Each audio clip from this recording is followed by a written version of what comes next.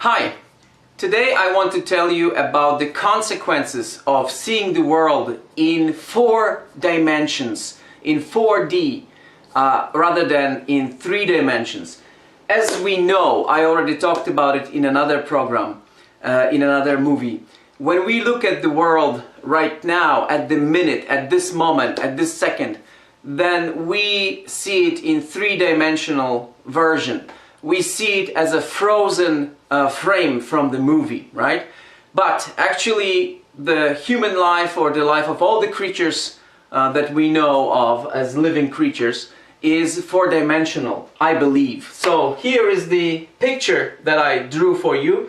This is from a human being from the conception to the death, and the growth of the human being, of course, until death. So growth and decomposing process, and then dying.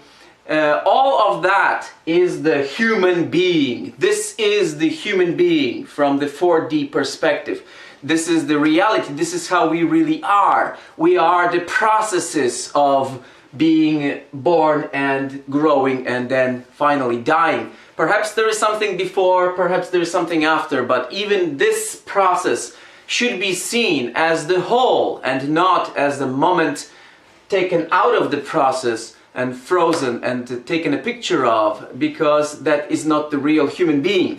So why do we have to, or why should we look at people from this perspective, from a 4D perspective?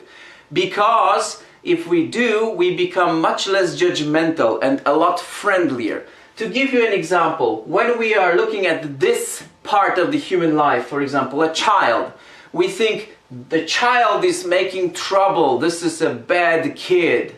But if we knew that later on this child becomes a genius, for example, I don't know, Einstein or Mahatma Gandhi, then we treat this child much differently. We say, "Excuse me, young boy, young Mahatma, great man, would you be so kind and not kick the other boy? Because actually it's not befitting of you. You are a great human being, so please don't do that." So we treat the boy completely differently than if we don't know this. And look at the other end, the other side of this spectrum. Here, if you look at the person who is old and you don't know this person, if for the first time you just see somebody who looks old, maybe you don't have the respect for this person as you would have if the person were young. So when I, for example, drove by car and I saw an old woman in a car, I felt maybe a little bit irritated with her bad driving, and I wanted to just, you know, pass by and quickly and give her, you know, a cut-eye look.